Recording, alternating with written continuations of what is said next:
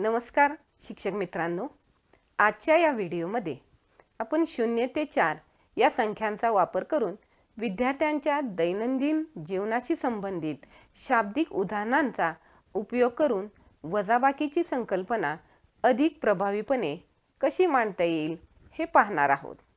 या शाब्दिक उदाहरणांच्या सहाय्याने आपण गणितातील जराशी अवघड आणि किचकट असणारी वजाबाकीची संकल्पना सहजपणे शिकवू शकतो। चला तर मग सुरुवात करूया। आपण या ठिकाणी निसर्गात सहजपणे उपलब्ध होणारे पाने, फुले किंवा इतर साधनांचा उपयोग करून शाब्दिक उदाहरणे तयार करू शकतो। मी या ठिकाणी ॲनिमेशन पीपीटीचा वापर केला आहे, त्यामुळे वजाबाकीसारखी किचकट संकल्पना मनोरंजक पद्धतीने विद्यार्थ्यांना सहज समजावून देता येईल। झाडावर 4 पक्षी बसले आहेत। कविताने टाळी वाजवली, 4ही पक्षी उडून गेले। तर आता झाडावर किती पक्षी राहिले? पहा, झाडावर किती पक्षी होते? 1 2 3 4। कविताने टाळी वाजवली, 4ही पक्षी उडून गेले। सांगा पाहू, आता झाडावर किती पक्षी राहिले? आता गणिताची मांडणी करूया।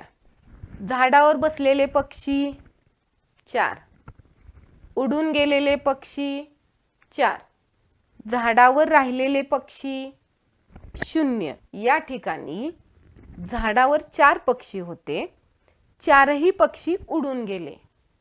याचा अर्थ झाडावर काहीच पक्षी राहिले नाही।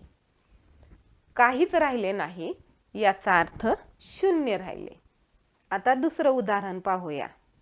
बरणीमध्ये 4 लाडू आहेत, त्यापैकी 2 लाडू बाहेर काढले। तर आता बरणीमध्ये किती लाडू शिल्लक राहिले? या ठिकाणी बरणीमध्ये 4 लाडू आहेत, 2 लाडू बाहेर काढले।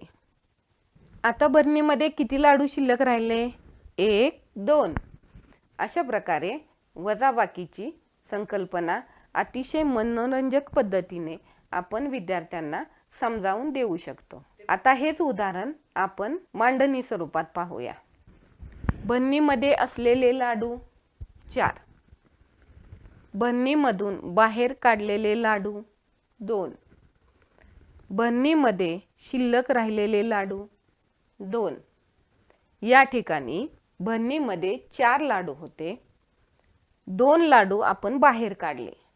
बाहेर काढले याचा अर्थ आपण कमी केले, म्हणून या ठिकाणी वजाबाकी ही क्रिया आपण केलेली आहे।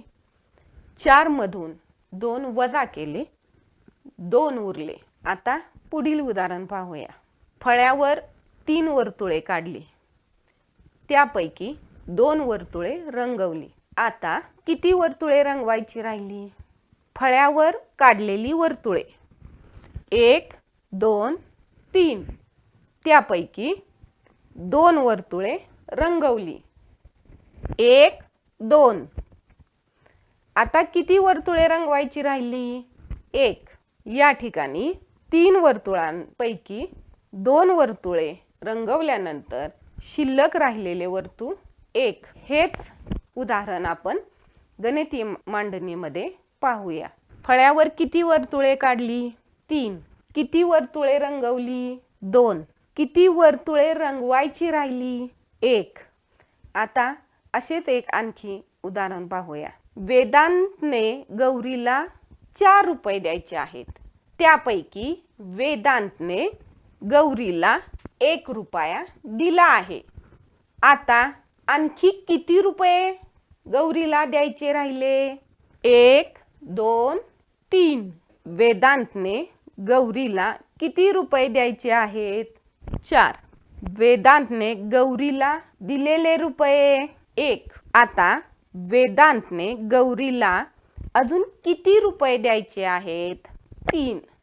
म्हणजे बाकी राहणे, शिल्लक राहणे, उरले, काढून टाकणे हे शब्द प्रयोग आपण वजाबाकीसाठी वापरतो आहोत। शिक्षक मित्रांनो, आज आपण 0 ते 4 पर्यंतच्या संख्यांचा वापर करून वजाबाकी कशी शिकवता येईल ते पाहिले.